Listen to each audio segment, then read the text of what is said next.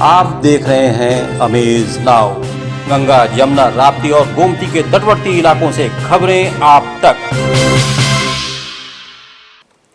नमस्कार, सत्य घटना के नए अंक के साथ मैं सुगंधा। शुरुआत करते हैं आज की मुख्य घटनाओं से।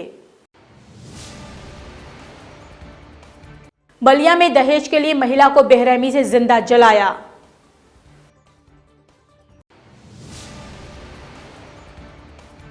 कोर्ट के आदेश पर धराशायी होगा अवैध रूप से कब्जाया मकान।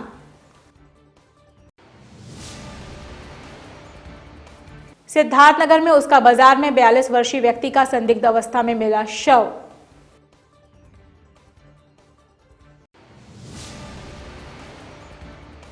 बलिया में बस और ट्रक में हुई जोरदार टक्कर, बस के उड़े पर खच्चे।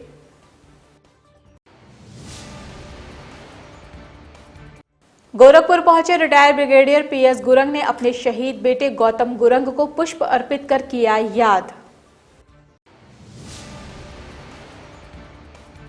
दर्जा प्राप्त राज्य मंत्री ने सिद्धार्थनगर में जिला पंचायत चुनाव को लेकर की समीक्षा बैठक। अब सत्य घटना विस्तार।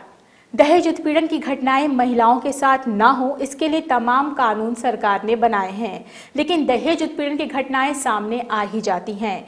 ऐसी घटना घटी है बलिया के रसड़ा में अठपुरा गांव में, जहां एक महिला की उसके ससुराल में बेरहमी से हत्या कर दी गई। महिला को पहले डंडों से पीटा गया और उसके बाद उसको जिंदा जला दिया गया। महिला की शादी 1 साल पहले हुई थी। पुलिस ने पति समेत 6 लोगों पर मामला दर्ज किया है, लेकिन अभी तक मामले में कोई गिरफ्तारी नहीं हो पाई है। बहुत ज़्यादा परेशान ये लोग कर रहे थे, बराबर टॉर्चर करते थे, कुछ दिए लिए है ही नहीं। और खाना वाना 2 बजे खिलाते थे। 2-4 बार लड़ाई झगड़ा भी हो तो हम लोग उसको समझाए बुझाए, फिर भी ये लोग माने नहीं। अब लास्ट में यूपी के संत कबीर नगर जिले के कसैला गांव में एक व्यक्ति गांव के खलिहान की जमीन को अवैध रूप से कब्जा किया और फिर उसके ऊपर मकान बना लिया। अब कोर्ट के आदेश के बाद तहसील प्रशासन उस घर को धराशायी करेगा और खेत में बोई गई गेहूं की फसल को भी जब्त कर लेगा। इस मामले पर तहसीलदार राजेश अग्रवाल ने बताया। ग्राम कसेला में हमारी खलिहान की जमीन है, मुख्य रोड पर करोड़ों की जमीन है, बंजर है। यहाँ पर रामलखन पांडे नाम के व्यक्ति ने, जिनके पिता का नाम राम समुद्र पांडे हैं, इन्होंने ज़बरदस्ती सीना जोरी के बल पर मकान निर्माण कर लिया, जबकि इन्होंने लिखित दिया है कि निर्माण नहीं करेंगे। और इन्होंने गेहूं बोया है, गेहूं आप देख सकते हैं। और इनके ऊपर 62 लाख का जुर्माना हुआ कोर्ट से। उसके बाद इन्होंने रेस्टोरेशन दिया है, रेस्टोरेशन भी खारिज हो चुका है पूरी तरह से।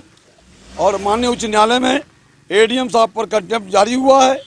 तो माननीय उच्च न्यायालय का स्पष्ट आदेश है, जिलाधिकारी महोदया संत कबीरनगर का स्पष्ट आदेश है कि इसको खाली कराया जाए।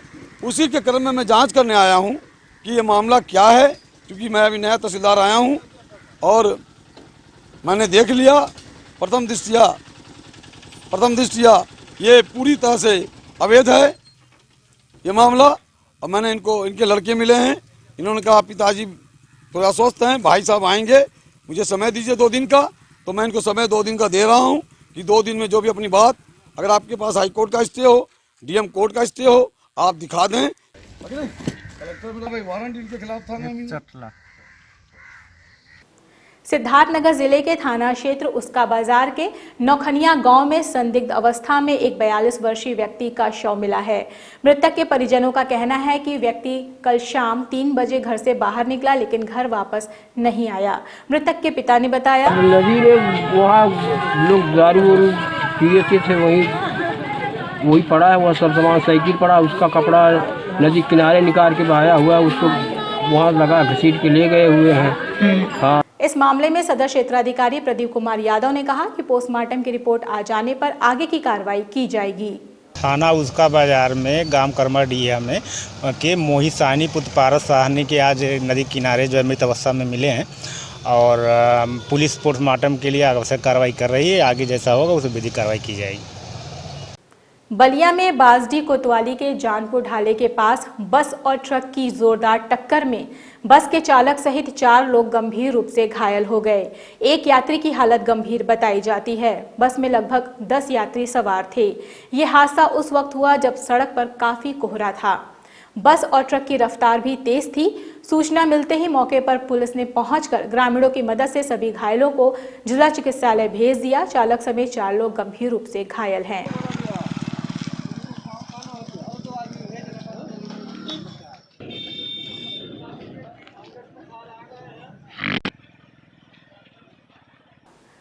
कारगिल युद्ध में शहीद हुए लेफ्टिनेंट गौतम गुरंग के पिता ब्रिगेडियर पीएस गुरंग आज देहरादून से गोरखपुर पहुंचे। उन्होंने कूड़ा घाट स्थित लेफ्टिनेंट गुरंग की प्रतिमा पर फूलमाला अर्पित कर उन्हें याद किया।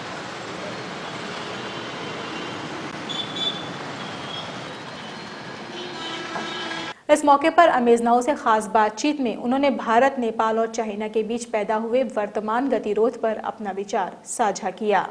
इस समय जब हमारा देश मैं कह रहा हूँ कि भारतवर्ष थोड़ा उन्नति के पथ पर है और हम आगे की ओर बढ़ना चाह रहे हैं, तो ऐसे समय में हमारा मित्र देश में ऐसे हालत तो क्रिएट हो गया है चाइना के कारण और किसी और कारणों से भी, तो ये हम दोनों देशों के मित्रता के बीच में काफ़ी असर डाल रहा है। हम चाहते हैं कि जैसे हमारा दोनों देश पहले से ही, इतिहास से ही हम लोगों का रोटी बेटी का सवाल है, नाता है, दोस्ती हमारा परस्पर रहा है। नेपाल से कई लोग आके भारत के लिए लड़े हैं और भारत ने भी नेपाल के लिए बहुत कुछ किया है और हमें कभी ऐसा नहीं लगा कि हम दोनों में परस्पर जो मित्रता है उसकी कमी रही हो।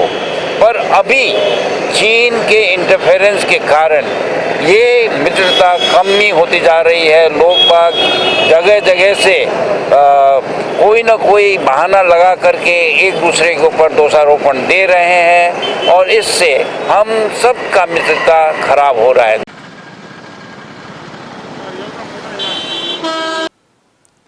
उत्तर प्रदेश के पशुधन विकास बोर्ड के दर्जा प्राप्त राज्य मंत्री अजय प्रताप सिंह ने आज सिद्धार्थनगर जिले का दौरा किया।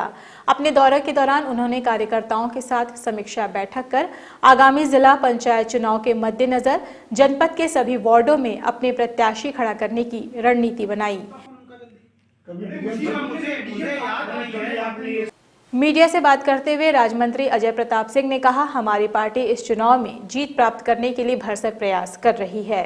पार्टी की तरफ से जिला पंचायत चुनावों की तैयारी की जा रही है और उसी संबंध में मेरी दोबारा यहाँ पर समीक्षा बैठक हो रही है।